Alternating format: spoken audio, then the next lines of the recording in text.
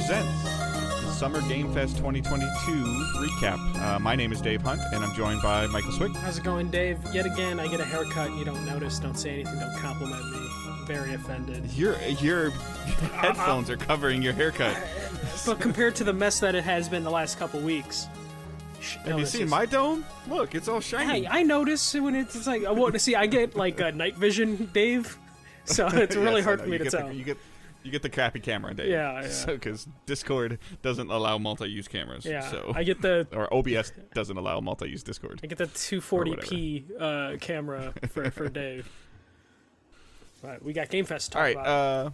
Yeah, we got Game Fest. So we released our weekly episode a little early. A couple of you noticed that, so thank you. The reason being because we were 90% sure we were going to record this, and now we know we're going to record on Sunday evening as well after the Xbox Bethesda showcase. So, and then we may or may not have a numbered episode next week, just because it'll be last week's numbered episode, Summer Game Fest, Xbox Bethesda, and then that'll pretty much cover everything that we would have talked about on the numbered episodes. So maybe we'll pump the brakes for like 7 days.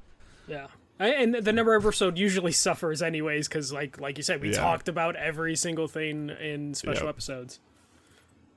So we're gonna go over it was like roughly an hour and a half, 2 hour presentation from Jeff Keighley and his team for Summer Game Fest today. We're just gonna kind of use a recap, and we're gonna kind of go like bullet point by bullet point. Full disclosure, I was working today, and I did not see it live. I did see some stuff on Twitter, and I did see some stuff on YouTube, and then I did watch a quick YouTube video of a recap on it, and then I watched a video on one of the games that's announced, just to give me that I had some interest in knowing some more about. But we're gonna just shoot it over to Michael, and he's gonna kind of go bit by bit, and I'm sure we'll have a little conversation about each. Yeah, all right. So the theme of this year's Summer Game Fest was, hey, we have games in space, because there were just so many games.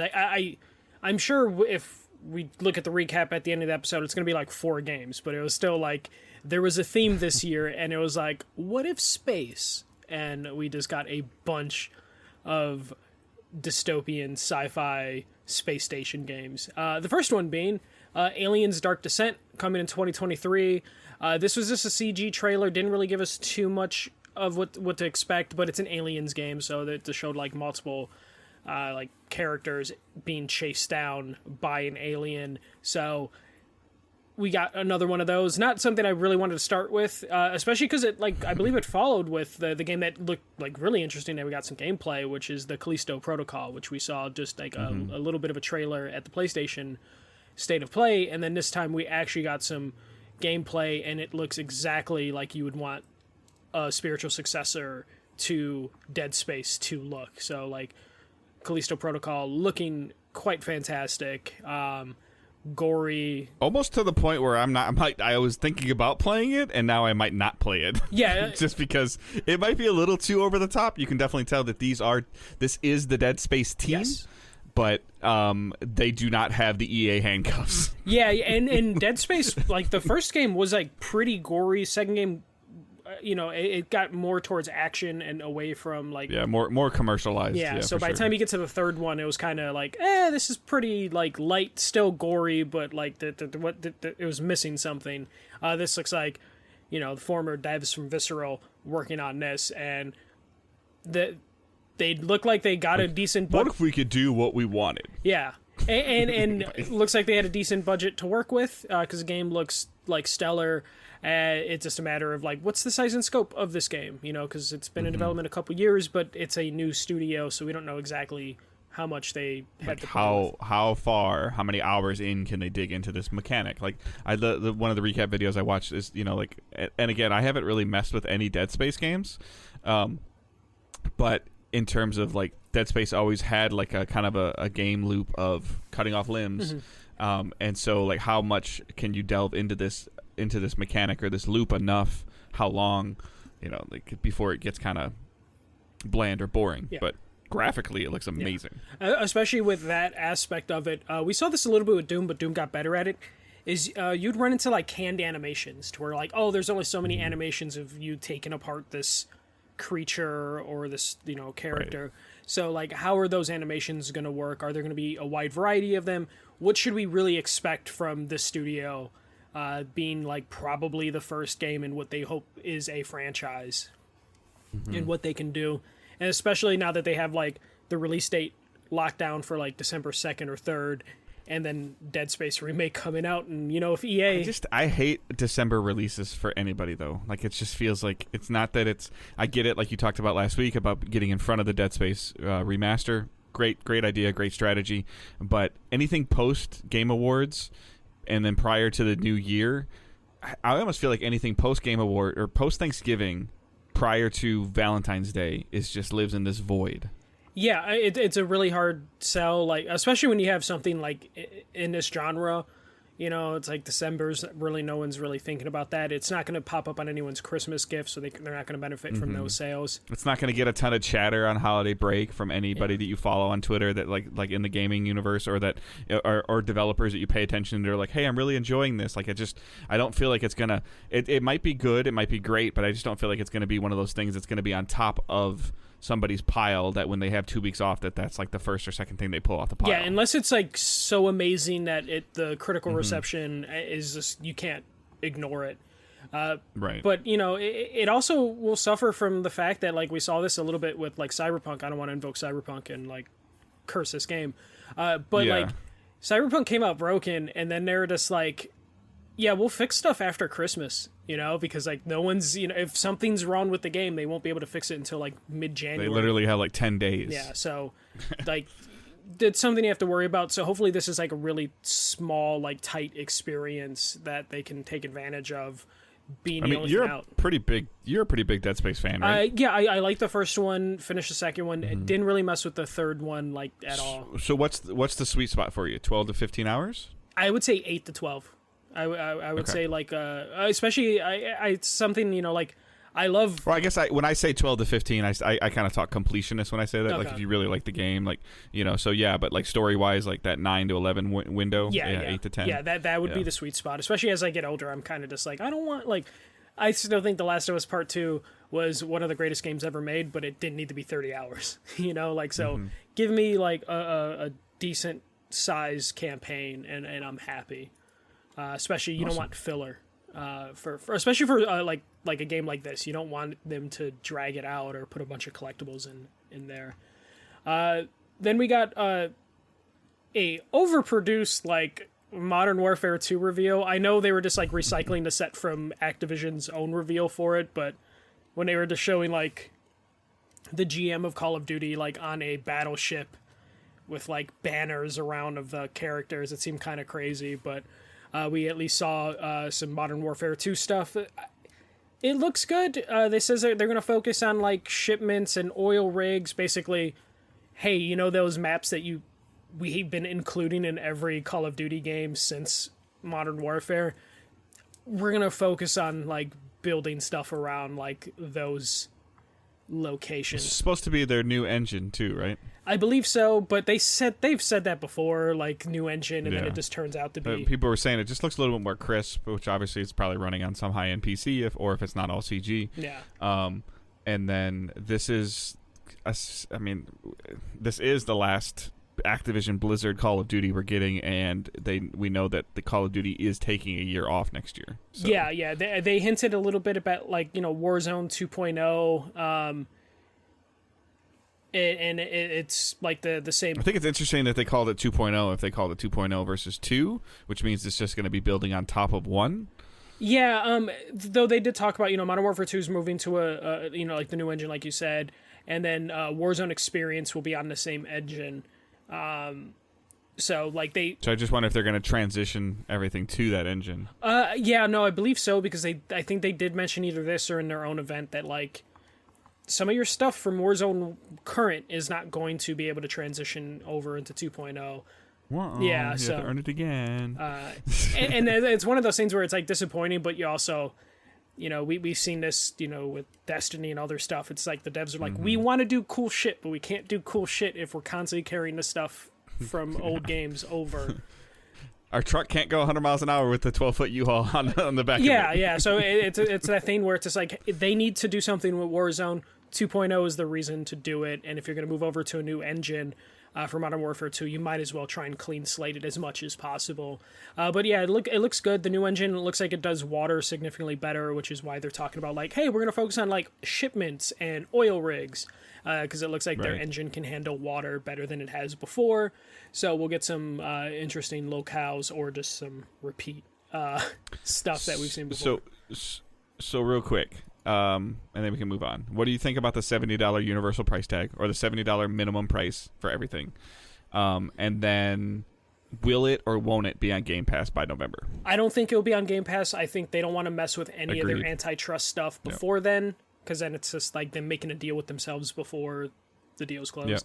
And I'm fine with $70. Like, production values on games are getting too high, and it's just a very expensive medium, so I would rather we get $70 games than have every game try and figure out free-to-play and microtransaction everything to hell. Those are the two things that I saw on the internet the last couple of days of like, oh, like Microsoft's going after all this money, and I'm like, okay, well, Microsoft doesn't have any control over this yet.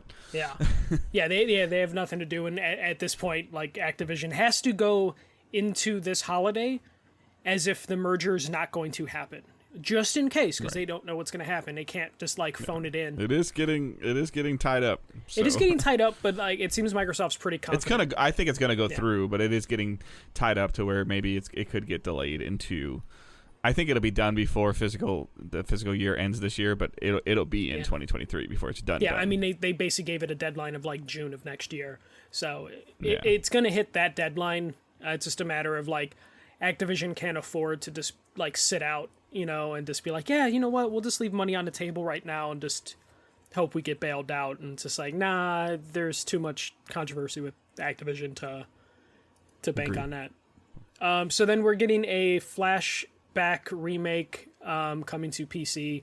I don't know anything about Flashback, but I feel like this is one of the games that Josh yelled at me about once or twice, because I didn't know what Flashback was. It looks like a side-scrolling sort of thing. So we'll just move on from that. Thankfully, he doesn't listen. There's no way he listens.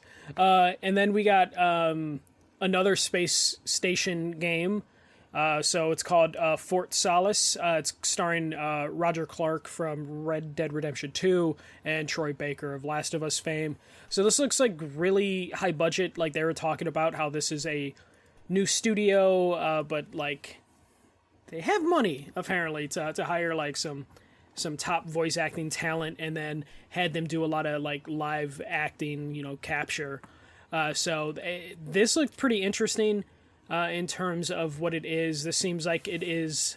So they basically, I want to say, Trey Brown pitched it as like, what if Dead Space met Moon, which is a movie that is basically about like an astronaut just trapped on the moon with an AI companion. So it looks like it's going to lean into, not as Dead Space as in like the visceral gore, but the idea of being out there in space, potentially by yourself, though there's some communication with the two characters. Either they're together or they're at different ends of like a station.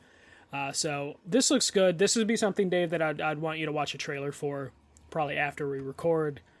But this looked pretty good, and with the talent voice cast that they have, sounds like it could be like pretty interesting. What's it called again? This one is called I had to roll up. Fort Solace. So this one looked pretty interesting. Man, it made me think of like how many games that I think I've seen over the years that like take place in a space station, and how many actually have released. Because I feel like there was like an E3, maybe 2018, where I saw like 3 or 4 space station games, and I feel like only half of them have released. But this is like a new studio. Fallen Leaf is the name of the studio. This is their first game. But again, based on what we saw in the trailer, it looked very like high budget, and again, the voice acting kind of adds a pedigree to this. That's just like, I hope they can nail it, for an independent game. So hopefully we see more of that soon. And then we had Routine. So Routine's interesting because this is an Xbox exclusive, and this was a game that I believe was the game that was like announced 10 years ago. Was it this one? I'm trying to think. Hold on. Now I gotta look this up because there was a game, and I believe it was this one. But this one was sci-fi. Looked like there's like AI robots that are like kind of around scaring you. I almost felt like this is like it felt like another space station game, just because of the aesthetic look of it. But yeah, this was basically announced 10 years ago, and it's finally coming out. And it is a Xbox exclusive, so Xbox One, Series X, and Game Pass day one, though there is no release date for it yet. And we will see Game Pass pop up a couple times for some of these games, because as we've talked about for weeks, Game Pass is going to have to open the pocketbook and get some games because they don't have any of their own. So then we got Stormgate from some former Blizzard developers. This is a free-to-play RTS game. Looked pretty interesting. Not really mine and Dave's like genre, so we won't speak too much of that. Then we got some other games. We got like High Water. We got American Arcadia. Looked pretty interesting. It kind of reminded me of like Headlander from Double Fine. Was it Double Fine? It's like a side-scrolling game, very like retro future pop art like art style. Looked pretty interesting. Not really too sure exactly what the game play is going to be, but I would imagine it is going to be a little bit of a adventure game. It has like a dystopian like TV show setup, so looks pretty interesting. And then we got Midnight Suns, which introduced Venom and Hulk, and a couple other characters in there as well. Dave, I believe you saw this trailer, or at least saw some gameplay. Yeah, Eric's Gaming on YouTube. I listened to it on my way home from work. He did like a pretty big breakdown because it sounds like he got to play the game for like 5 hours. And some of the stuff that he was talking about is like this is not XCOM. No. And it is a turn-based card. You know, it's a turn-based game from the XCOM team. But like one of the things they emphasized a lot is like if Iron Man goes up to do one of his abilities, like he won't miss. Like superheroes don't miss. Yeah. You know, like so in terms of like doing that stuff, and the card system, which I know is initially the little bit that I saw from today, the card system looks interesting enough to me to kind of hold that loop for me as a little bit of like a kind of a looter style. And then as you're upgrading your characters, and it's interesting that they're creating like they're essentially making their own Marvel characters. Like the Hunter. Yeah. And so like that stuff, it was on my radar, and then it kind of fell off because of the card based. But now seeing it kind of like in action, I'm like, okay, that isn't terrible. Yeah. So it definitely looks interesting to me to like level up your characters and have friendship stuff. And the thing that's I'm concerned about is that like just like you were talking about with the Dead Space successor Calypso project, if I said that right, I'm Protocol. sorry. Protocol is that they're talking about this game being like a 50 to 60 hour game, and that's like only investing in like 2 to 4 characters. Yeah, I if you're doing like a turn-based card game, that's kind of the hour count you want, but I don't know if that's the hour count you're going to want for a Marvel game, if that makes sense. This would be another one that would probably benefit from like a 10 to 20 hour campaign, which I'm assuming you will get that 10 to 20 hour campaign. It's just if you want to max out your characters, it will bleed into. Yeah, they talked about like new systems being introduced and new heroes being introduced as you go through the hour marks. And then like even like mods being introduced to the cards, to where like you might get a mod that does no good. It's random. It does. It's worthless. You know, or you might get a mod that's like amazing, but the mod system isn't introduced until like 25 to 27 hour mark. Yeah, I'm hoping that there's going to be like this based on what we saw from like this. I mean, it's all CG stuff. This whole like showcase was CG for the most part, which is also a little concerning because this comes out in October and it's CG. Yeah, so there's a little bit of thing about that is so because the first review was so bad. It sounds like they're not going to work on it, and they went radio silent to like redo the entire game. But it sounds like they had like the mandate of like, we need to make these card interactions look cool as hell and slightly more I wasn't able to watch the video, but I believe the Eric's Gaming channel had his captured gameplay. Yeah, and it sounds like the gameplay is very much still being worked on because they realize that, like, for people that aren't used to, like, turn-based card games, like, they don't want to feel like they're not part of the action. So it sounds like that's what is being worked on, to at least you're still not part of the action, but they want to at least make it seem like more is happening than you put a card down. Well, they talked about that, like, over the top, like your supers and your high end abilities are going to be like a wow factor to them, versus, you know, like they talked about XCOM, like doing something interesting or setting something up correctly and then missing. Yes, like that hurts your feelings. Yeah, because like, it was RNG, it was as a roll, and it removes the hero fantasy, and you're playing with heroes. So they did talk about that, but there's also, like, all of those, like, the level of concerns of, like, the hub world that they have, and you're only allowed to have so many interactions in the hub world per day. Yes, which is very kind of XCOM. It's like you had, like, points. Correct, but they're trying to figure out. They understand that, like, they're trying to value people's playtime, but at the same time, it's still an RTS. Well, so they're trying to find that balance. Yeah, and that balance is going to be tough because, like, I am really excited that Nico from the Runaways is a character in here. Mm-hmm. But there's a good chance that she's not going to be like an OP character that I'm going to want to have on my squad. So they have to balance, like, okay, I'm probably not going to level up and interact with Nico as much as I want for gameplay mechanic-wise, but I still want to know story from that character. Yeah. So they have to find a balance because, like, all the characters they have are, like, top-tier characters outside of, you know, like, the new Ghost Rider and then, like, Nico, unfortunately. That it's like, okay, we need to show... Like, we need to put effort and time into all of these characters, but also realize that, like, there's not going to be enough time for most gameplays to interact with all the characters. So, like, it's a very tough balance, which is why I could totally see why, like, their hour count, they want it to be high, but that's immediately going to knock you out of the picture for gameplay, and then me as well, potentially. I will be very, very curious, and I don't want to I don't want everything to loop back to this, but I'll be very curious about if this comes to either one of the services, Game Pass or Plus, just because of the unknown with the game. I feel like, but at the same time, the 2K president came out and said we don't do that. Yeah, at least not for day one. Yeah, and right, it's a Marvel game, so you're gonna get money no matter what. But you are gonna get you are gonna get people that are like, oh shit, a new Marvel game, and wait. Venom, Spider-Man, Wolverine, Iron Man, and Doctor Strange are on the cover. Hell yeah! And then they're gonna get it, and they're gonna play it, and they're gonna be like, "What? Why is there?" I think it's gonna be like when people bought DC Universe Online and didn't realize what DC Universe Online was. Yeah, they didn't realize it was an MMO. They thought it was gonna be Arkham Asylum. So that's definitely going to happen with this.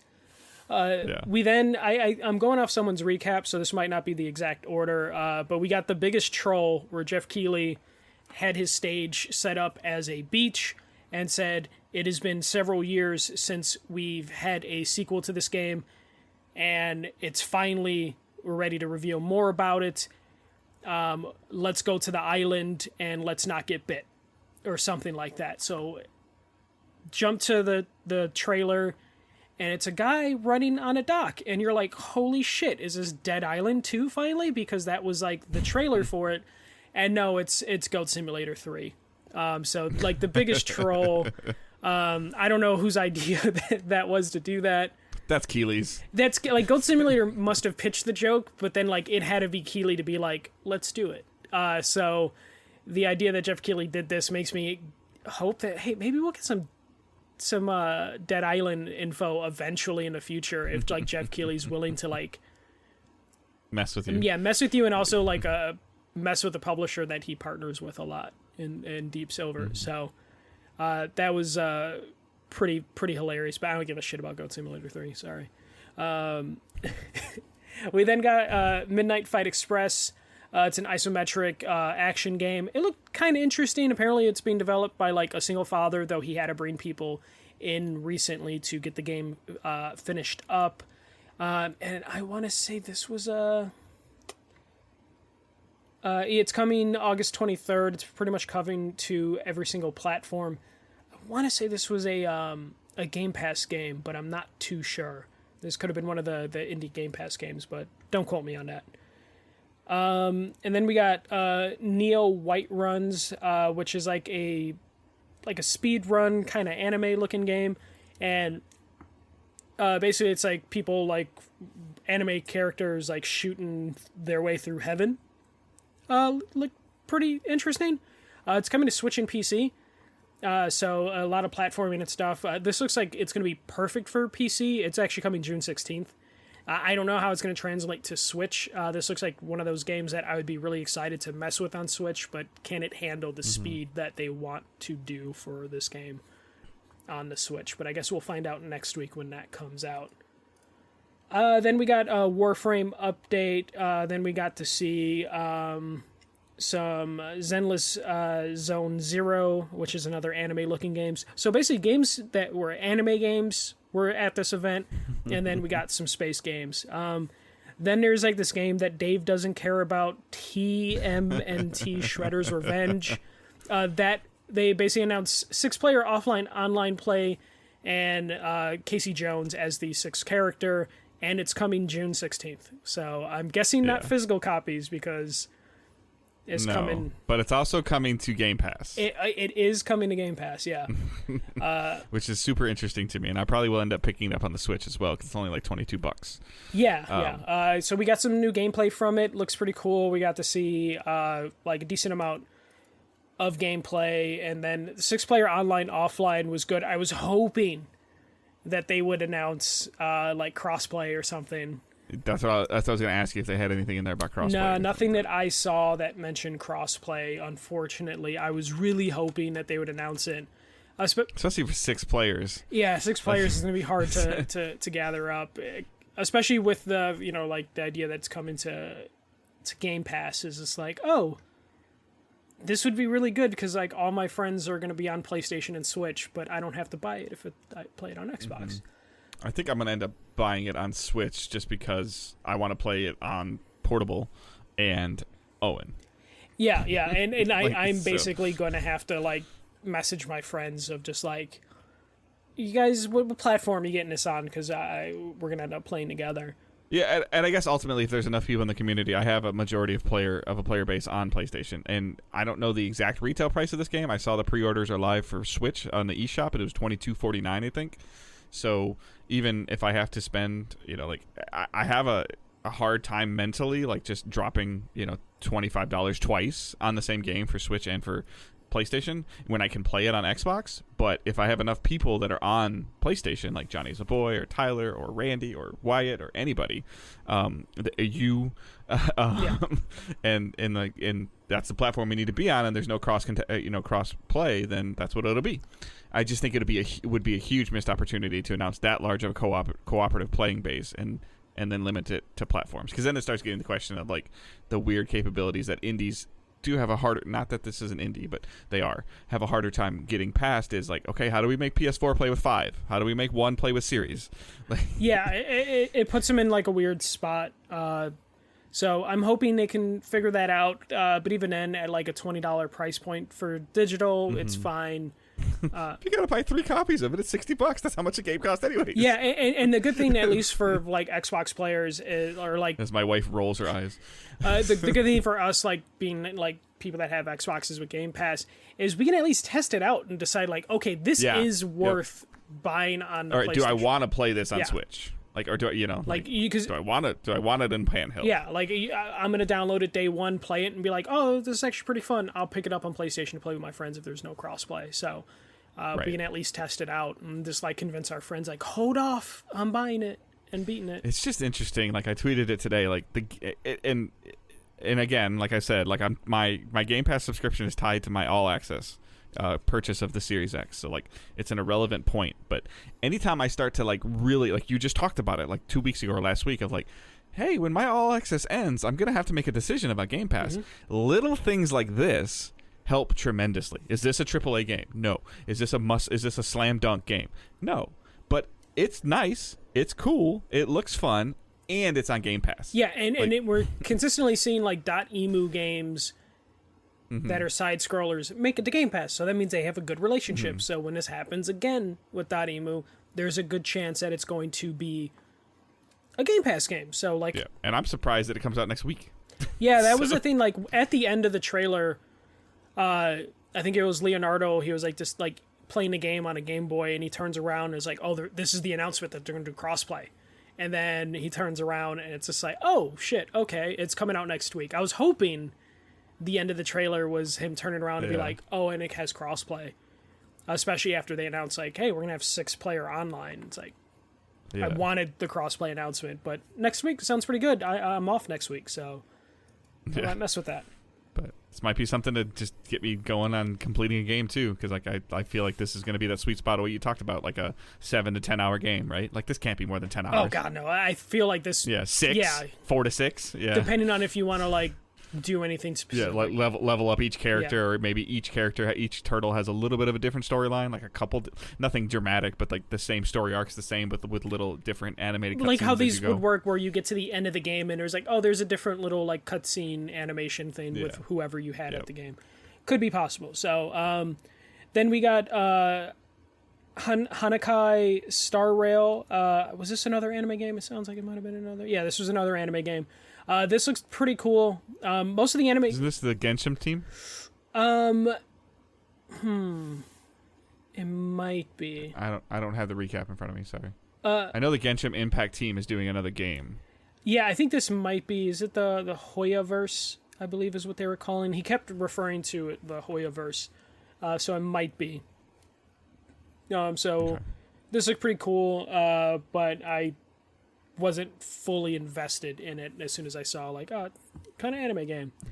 Then we got to see Nightingale, which is like some of the, I want to say BioWare Montreal people, like people that left BioWare. So this looked good. It's procedurally generated, like first person, like game with like some sort of card building mechanic. This looked pretty cool. It's actually launching later this year in 2022. So I'm hoping it makes it. I believe this was just announced last year, so I'm not expecting like a gigantic game, which, as we said multiple times, is kind of what we're looking for. Like nothing like gigantic, especially when we're talking about like games from like these newer studios or the smaller studios. I'd rather get like smaller bite-sized games from them, especially if they have like a AAA like look to them. Like I don't mind a smaller game. Then we got Warhammer 40,000 Darktide. I can't keep track of all the Warhammer games, Dave. Yeah. Like, I really can't if we saw this one before or not. But it is coming out September 13th, which... There's a heavy Xbox Discord that I'm in with some guys I used to play Destiny with when Destiny was on Game Pass on Xbox. And they're pretty excited. They've been talking about this for like 2 months. Yeah. I never have gotten into the Warhammer games. The only thing I will say is Summer Game Fest did exactly what it needed to do, where we're starting to fill out that second half of the year in terms of releases. This one's September 13th, so we're starting to get like a rough idea of what the holiday's going to look like. We don't really have anything major coming out this holiday still, but there's at least enough stuff filling the gaps. July and August still look kind of tumbleweedy, especially now that like Shredder's Revenge is out next week, because that was going to be your game. Like, oh, I hope it comes out in July or August, so I have something to play. I'm not complaining that it's next week at all, but at the same time, I was like, I wasn't, I don't know. But now it's like, okay, there's some cool stuff in September, there's some cool stuff in October, there's some cool stuff in November, and even a little bit in December, like we just talked about. But then it's like, okay, like, where's the June and July stuff? And that could. Maybe that's Xbox. Maybe Xbox is going to start pumping some stuff out every 2 weeks on Game Pass in June and July and August. There's enough like smaller indie games and AA games that have been announced for this summer that I wouldn't be surprised if we get during the Xbox press conference. Just that like, here's a 2-minute like montage of games coming to Game Pass this year. Yeah. Especially when we're talking about like the smaller games, they definitely could like afford a bunch of those as opposed to. And to be fair, Stray is in there. Hopefully, Stray is great. Stray is July. So and then that Roller Drome, I believe, is August. Yes, it's definitely the summer. Yeah. So we're gonna start seeing stuff fill out, especially, we're gonna have to start accounting for PlayStation Plus tiers as well for like what they're gonna bring, especially. This is the battle of the sources. That's the only positive, and that's the only positive too. But now, like when you hear a game coming out like the first Tuesday of the month, that's only coming to PlayStation, and it's PlayStation branded. You're like, is this a Plus game? because it's always the first Tuesday of the month, and that's going to kind of be going away a little bit. They are changing how they're going to do stuff, though. They said there will be updates throughout the month, so like it's going to throw like a wrench into. No, and that's what I'm saying. Is like Stray is like the middle of July or like late July, so it's not the first. It's not the monthly update, like that they've been doing, which is great. Like that's fine. The thing I'm excited about now that with PlayStation Plus is going to be buying indie games to come over to its platform, is money's going to be flowing into the indie industry and the AA studios industries, which means we'll start seeing like a better quality indie game or AA game, because just like we saw when they focused on indies for a while. And we see that a little bit with Game Pass when Game Pass starts like funding some of these indies. So we're going to see like a lot of indie studios are like, we can put the extra effort in or put some DLC post-release stuff time in because guaranteed checks coming from either PlayStation or Xbox. Yeah, Shredder's Revenge looks amazing. Is it going to sell a million copies? I don't know. No.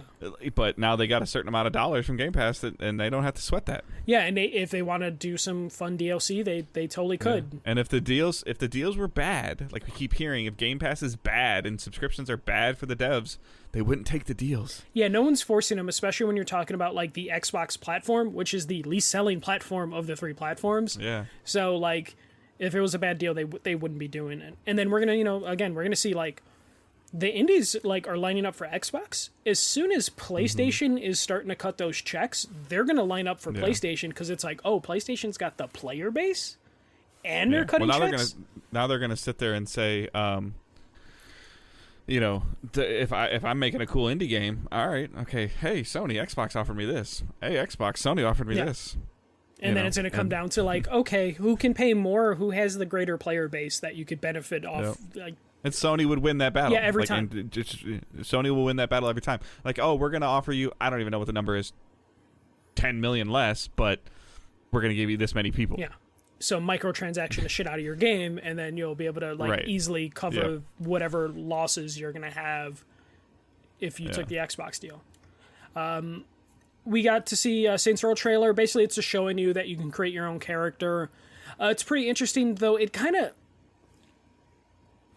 I love Saints Row, but I realize I think I love the characters of Saints Row, and they haven't. So that's what I heard today too. People are like, okay, I think I'm officially annoyed that all my characters are gone. Yeah, and like you're always been able to create your character, but it's the side characters that matter in the Saints Row games that give the game the personality, and they haven't done anything to show me that the side characters aren't just annoying millennials.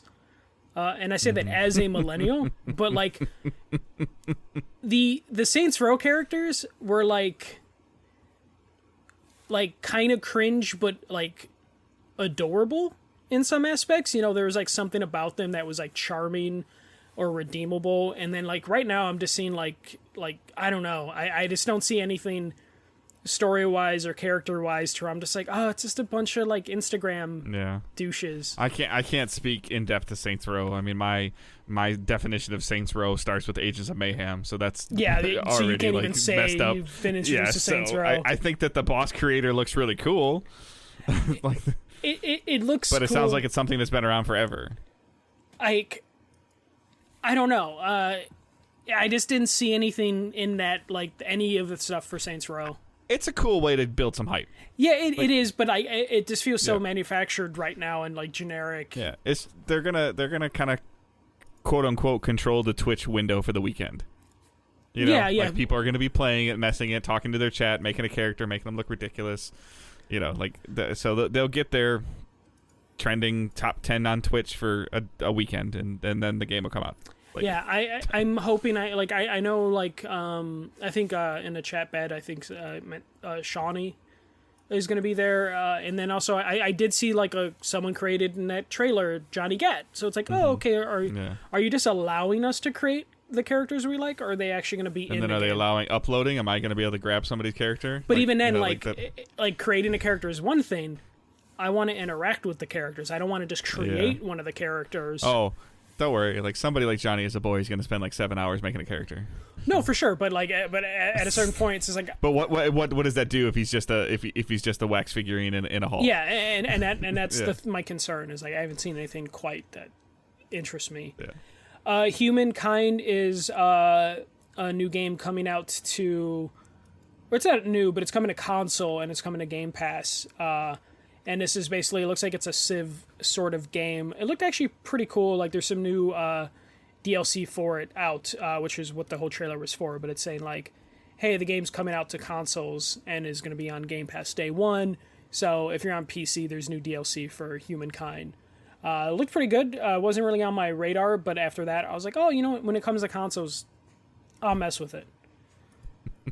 Johnny's in the chat, and I knew he was in the chat. He's like, Johnny Waxman doesn't interact.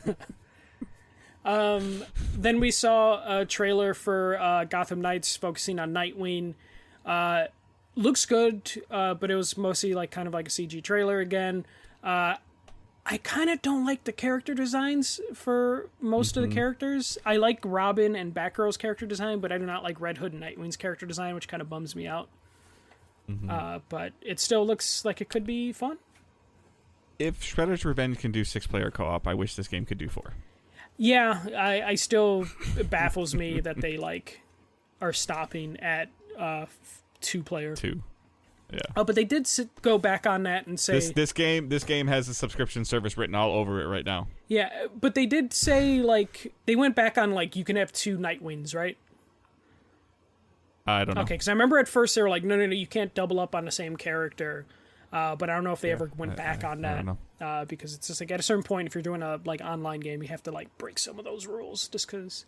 Right. You might want to. Your friend might be playing Nightwing as well. So. Yeah, I don't know.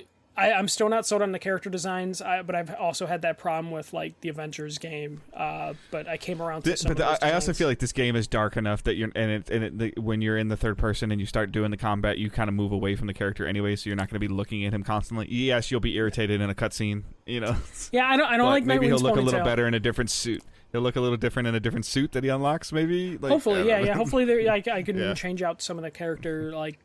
Suits and stuff like that. I don't know, something about like the outfits just aren't doing it for me. Except like Batgirl and Robin's outfits look pretty good, but I'm not too sure about this one.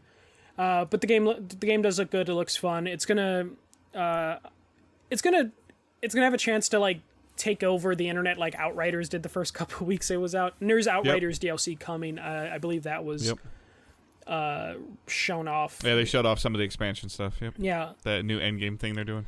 Bloober Team showed off their new game. Everyone was really excited. Well, kind of excited. But it does turn out to be a Layers of Fear sequel called Layers of Fears. So it's basically the first 2 games combined into one game, I guess. So definitely feels like a move from a studio that might be working on something bigger. And then this is something to release. But like... This was a time where if you're working on a Silent Hill game, make the announcement here because like people are already on the fence about Bloober Team being the ones working on Silent Hill. For them to just be like, yeah, we're going back to Layers of Fear, it was kind of a letdown, regardless of how you. Time feel. To drop the mic. Whoever's doing it, yeah, somebody please drop the mic. Yeah, just do it. Like Konami's not gonna have their own event unless it gets shown off at the Xbox thing because that could be a big get for Xbox if like people are like Sony's going to partner with Konami. For Silent Hill, and then if Xbox can just slide in there and be like, no, they're partnering with Xbox, and then they do that. That could be pretty big, especially because like Bloober Team worked with Xbox originally. We thought this show was gonna be half an hour. We're at 48 minutes. Oh yeah, that always happens. We're at 43 minutes. We're fine. And then there was a Quarry trailer. Which is the new game from Supermassive. That's out today or tomorrow. Though tomorrow. Yeah, Friday. I was interested in it, but they've already talked about like there's some game-breaking bugs that they hope to finish soon. Yeah, it's people are saying like this is the prototypical like the movie's better than the game kind of thing, like where like what you watch is better than what you play. Yeah, it sounds like there's like some mechanics that really hold the game back, like they try to do some new things and it just like didn't work out. And then I think they were tweeting out earlier, like, "Hey, so we'll fix what's happening in chapter 10 or something. And I'm just like, okay, I'll wait. This will be a July, August game for me. If they're putting out like warnings for like, oh, hey, watch out for chapter 10. We hope to fix that soon. It is kind of worrisome for me at least.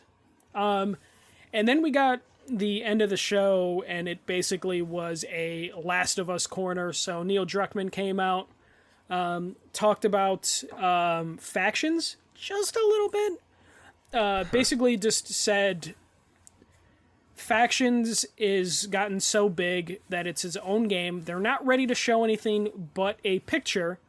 But they did say it's all new characters. It is going to be story-based multiplayer. They didn't exactly say what that means, but I would imagine... Dave's just done. He's just like, to show something. But I would imagine it would be a cross between kind of how we saw with Titanfall 1, where that was a story campaign done through multiplayer, which was like interesting but ahead of its time. Or if you look at stuff like Destiny, when they like blew up the moon or whatever the fuck they were doing in Destiny, that one event. But they did say like this is going to have like enough story content that it feels like a full Naughty Dog campaign. So don't know what exactly that means other than like, hey, it's a multiplayer game and it takes place in San Francisco with all new characters. I'm more interested in it now, but I'm still disappointed that they couldn't give a release window, couldn't give a release date, and didn't have any footage to show to where I'm... And then they said more news next year. Yes, yeah. Which is a bummer, especially, as it went on and it got me excited of The Last of Us again. And it was just like... So... Why? Everybody was led to believe, based on their earnings call, that this game was going to come out before the end of March. And if they're not even talking for real about it, or haven't even named it, it's not coming before March. I think there's a chance it could still come before March, but we're talking about between January and March. And it ain't free to play now. I still would say... At that size and scope of their single-player game, like Naughty Dog's gonna Naughty Dog, if they, come on. I feel like if they wanted to really succeed, they're going to have to heavily consider free-to-play. Despite the amount of budget then they're putting, it's going to be monetized out the ass. Which, worse, but Sony doesn't know how to do that. But yet. They haven't shown they know how to do that. I still think I'm sorry. This game would have been out sooner if Sony didn't acquire Bungie. I feel like this game was going to come out and it was going to be in a certain condition. Okay, if I agree with you, why don't we see even a CG trailer? We don't know what kind of multiplayer it is. We don't know if it's a battle royale. We don't know if it's a team-based thing. In my they're mind, still calling it at factions. That picture. So I would say they're calling it factions 2. So I would just... He did call it factions 2. Druckmann I believe did. so. Yes. Okay. Yeah. Because I've seen this thing be on the lookout or something like that. Yeah. And they put the lookout in quotation marks on one of somebody's tweet today. But that picture automatically shows are we gonna be kind of doing a tower defense thing where you're holding one area and you're setting traps? You know what I'm saying? You're scrounging drawers like you do in the game, and you're making Molotovs and you're making barbed wire traps, and are you gonna hold down? Are you gonna make traps and try to make somebody think you're in one building and you're in the other building? Is it a battle royale? Yeah. Or is it? I mean, there's so many questions. And I agree with you, could they make it out by March? Yes. Could it be free to play? Sure. Are you confident in Sony's marketing ability to start a marketing campaign in January and release this game in March? Sony can make commercials and just send it out. Will they get the messaging right out to the gamers? No, but will they have... That's what I'm worried about. Yeah, that's always going to be a concern with Sony in their current state, because they might as well they'll do this announcement in a GQ interview with... Yeah, and then I didn't even realize this either until Johnny just said this in chat. There's no Faction 1 in the remake. And I think that's kind of the problem, is because... we'll talk about it in a second, or let's talk about it now. We did get the first trailer. It did leak earlier, and they were making a lot of jokes about the stuff leaking. But we are getting The Last of Us Part 1 is what they're calling it, and it's a full, from-the-ground-up remake that is going to implement the combat and AI that we got in The Last of Us Part 2 into this game. And it does look like a significant upgrade because especially when you look at side-by-side images of the remaster and this remake. For sure. It looked amazing. Yeah. Even the PS4 version. This like the clickers look amazing. It almost looked cartoonish when like you see like the side-by-side of old Joel and then the new Joel, to where it's like, oh shit, they did kind of have like a cartoon aesthetic, just a little bit, almost cell-shaded. Just cell-shaded for sure. And this looks great. Like it looks great. I don't know how I feel yet about $70 and replaying that emotional roller coaster just for a prettier game. I don't know how I feel yet. This is the third SKU of this game. Yeah, but new platform, only PS5, which is interesting. They're not doing it on PS4. Because why? They already have one on PS4. No, I know, but like it's Sony right now. I know. Sorry. But like I think this is going to be a true test to if Sony does actually have like we know The Last of Us is like a classic, a modern day classic, but I feel like them marking it as a $70 is just them saying like this is a timeless game, and it's going to be a real test to it. Is there supposed to be new dialogue? No. They're using the same performance and stuff, but like some of the combat could be slightly different based on like how the new AI is going to interact. So some of the actual gameplay setup might be slightly different, but it's still like the experience we know. But this is going to be and PC later. Yeah, and PC later. PC later this year though. I'm sure it'll be this year, but later. It'll be before Thanksgiving. Yeah, and like I feel like they knew they weren't going to do like the multiplayer together with this, so they're like, we have to release this September. It's coming out September 2nd, and then the multiplayer has to come after it because they can't be too close together because then people are going to be like, the first Last of Us had multiplayer. Yeah, that was like the only reason that I bought the PS4 version of Last of Us. Because I wanted to play the multiplayer because you couldn't play with PS3 players. Yeah. So like, playing with Johnny, playing with some people like back in the old PS Nation days, like we had a group of like, I don't even know, 8 or 10 of us that were playing it, and they're all like, they were still booting up the PS3 at the time, and I'm like, all right, and then they shut those servers down too, so you only can play it on PS4. Yeah. So I totally understand why this is a $70 game. I'm fine paying $70 because it looks like a drastic upgrade to it, and I'm assuming we'll get like The Last of Us Part 2 director's cut shortly after this, because I would want both on PS5 just because Last of Us is one of my favorite games of all time, and Part 2 is as well, so I'd like to have them both on the PS5 together. Yeah. Will I want to replay 1 and 2 immediately after each other? Fuck no, because I can't handle that emotionally. But I think they did a good job at least presenting The Last of Us Part 1. I almost wish they never even evoked the multiplayer game during this or mention it because they had so little to say about it. That's what people are irritated about. Like, don't say anything. They're excited and irritated. Yeah. But it's almost like, hey, yeah, it's still a thing. We'll talk to you next year. Yeah. I'm still hoping that unfortunately, that's an Xbox move. Yeah, that's an Xbox move. Well, no, Xbox move would be like, and it's coming out in a couple months, and then delay it for a fucking year. Yeah. Or an Ubisoft move and be like, indefinitely. But I thought this was a good showcase for the Last of Us Part 1. I do like that they're calling it The Last of Us Part 1 now. Give us a little symmetry. I actually thought for a second, like when I first saw it, I'm like, wait a minute. Is this Last of Us, and they're doing it like episodically? Like, are they releasing like a Final Fantasy. Like Part 1 of the first Last of Us? And I was like, oh wait, the Last of Us was called Last of Us Part 2. Yeah, but like I'm happy with like how that turned out. Like they didn't need to mention a multiplayer like at all. Like that was bad. They already said that there's no apparently they've already said there is no factions in Last of Us Part 1. Yeah, it's just a single player campaign, which is why there's no multiplayer. Yeah. So, and that's also why people are kind of irritated as well because you're charging more for theoretically less content. Theoretically. Yeah, theoretically, but then you go into like how significant of an upgrade it is and like how much work was put into it. So I'm fine paying the $70 because I'm not cheap. And wow. Yeah. Fuck it. You can't complain about your $500 console and then be like, oh my god, they're charging $10 more than games. Shut the fuck up and just pay the $10, you fucking rich people. So then we got that. We did get like a pointless image of Joel and Ellie in the TV show, Pedro Pascal and Bella Ramsey. Cool. Like it's cool seeing them in like their clothing from the game. But here's just $400. Okay, you got no disc. Who gives a shit? Pay $10 more for your games. Deal with it. it's your fault because you bought the digital one, which means you don't get sales. So good luck getting The Last of Us Part 2 for $10 off, or Last of Us Part 1 remastered for $10 off in 3 years when it goes on sale on the PSN store. Or when it comes in 7 years on PlayStation Plus Extra Premium Deluxe.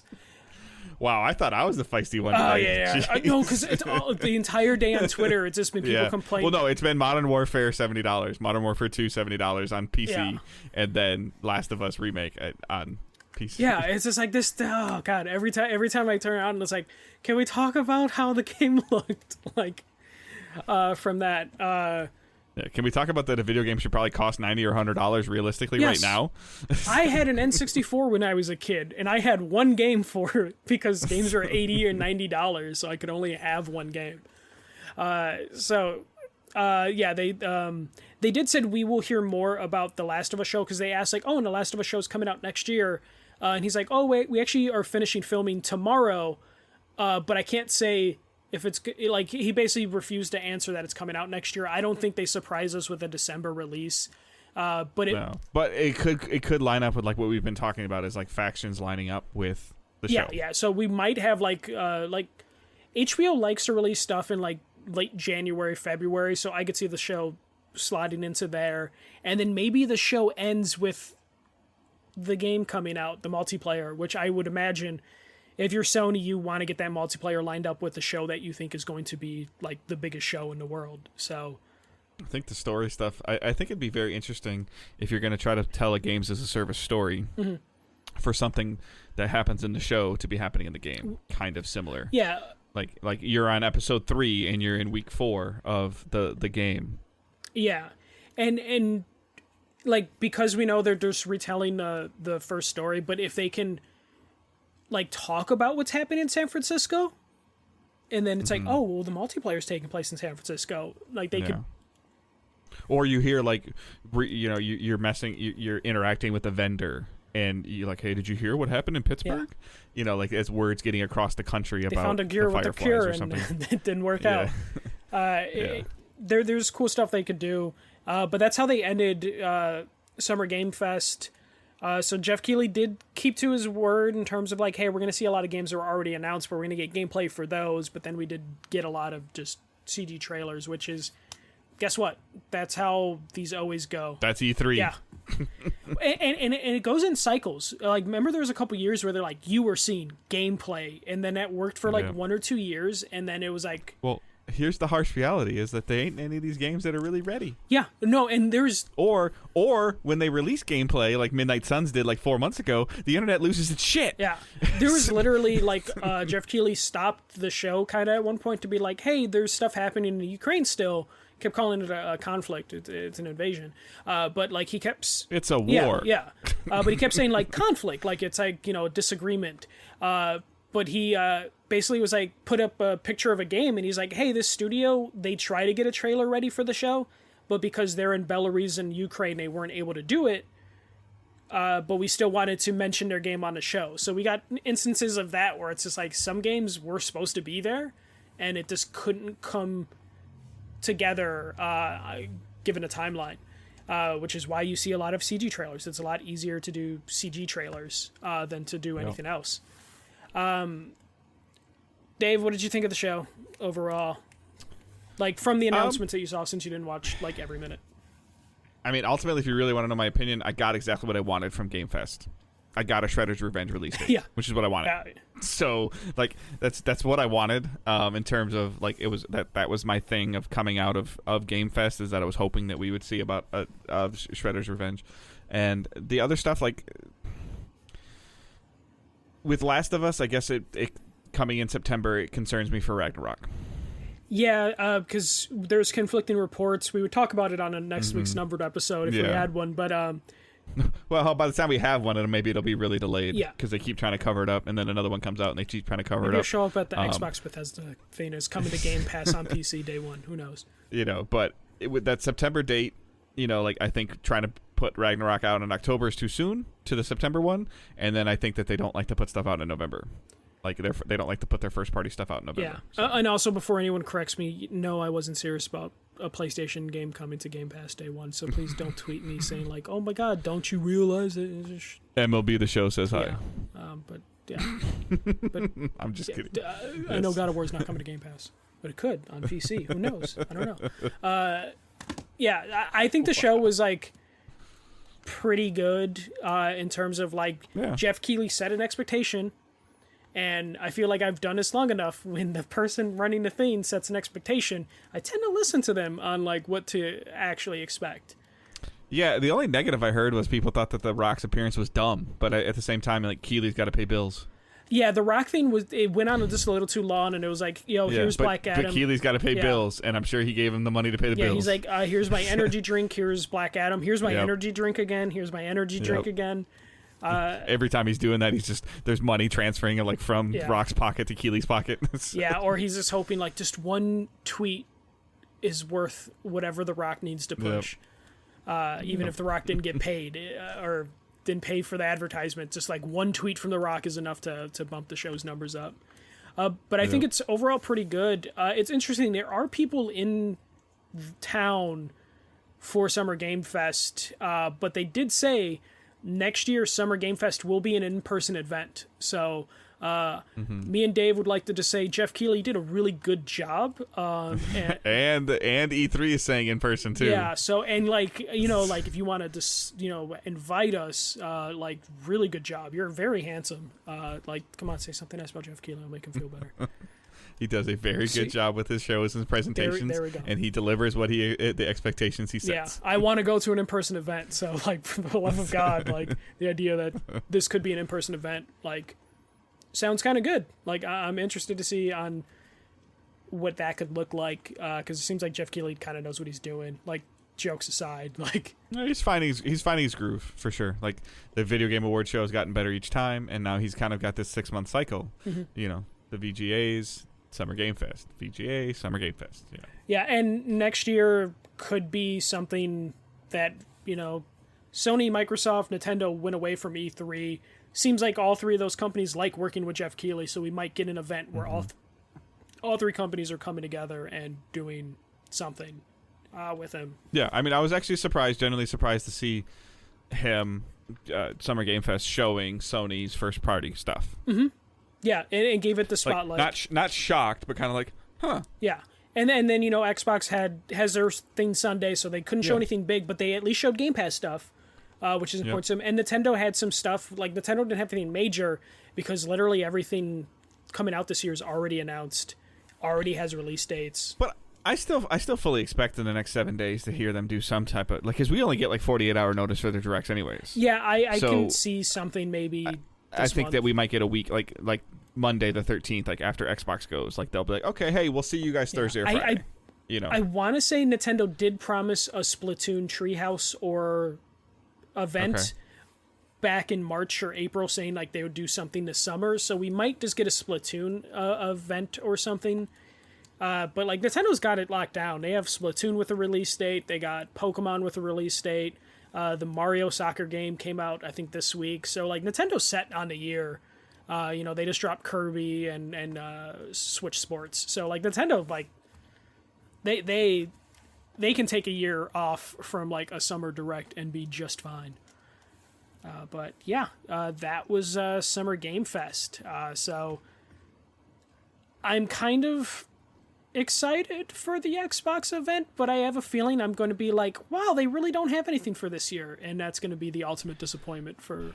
See, I think that the stuff, and we didn't really get into it too much, and I want to get into it, we can talk about it on Sunday, but getting some of the stuff out of the way today that they started putting on their blog about like the Samsung app and the demos being part of Game Pass is stupid, just like it's stupid for Plus. But some of this, getting this crap out of the way, it piques my interest a little bit more, because this would have been something they would have talked about the Samsung app for like 15 minutes. And then the idea that like, oh, if you don't even have Game Pass, you can still stream games you own, is all stuff that's like a cool feature, but it's not like sexy like for a presentation. Because like to me, like the Samsung app is the same thing I already have on my phone now. Yeah, it's the same functionality. It might work a little better. I want to see I want to see the hardware thing. Yeah, they're getting rid of basically all the stuff that we would have like rolled our eyes at during the event. bad. What info do you need about the Cowabunga collection? They've already like regurgitated all that stuff, and it comes out like in July. There's a collector's edition and everything. That's Konami. Yeah. Like they've already. Pre-orders are up for that now. Yeah, pre-orders are up. Collector's editions are up. All the stuff's there. It's $150. I want it, but it's $150. Yeah. No, it's all over. The Best Buy, Target, the store. It's all over. And then I think limited run games. It's like $50. I think $40, $50. Yeah, $40 for just a standard edition. Yep. And then $150 for the big collectors. Yeah. And then limited run games is doing something with Shredder's Revenge. That they will have more stuff to talk about, I think, this coming week. It's $40 digital. The game costs $40.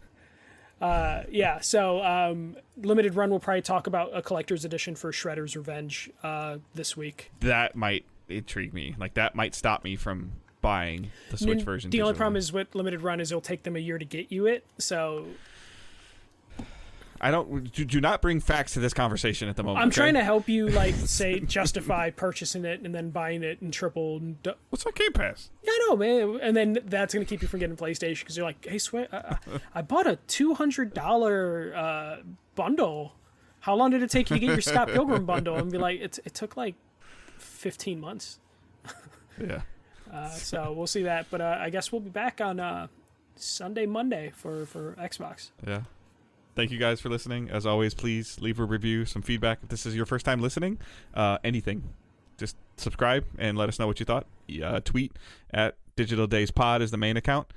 At the first MJC is Michael's. You can tweet at him about God of War Ragnarok coming to Game Pass. And then mine is at Good Dave Hunt. And I hope everyone has a great couple of days. And feedback and reviews are always appreciated. Check us out on Twitch, twitch.tv/Digital Days Gaming. Have a good night. Keep moving forward. Don't be a dick. See ya.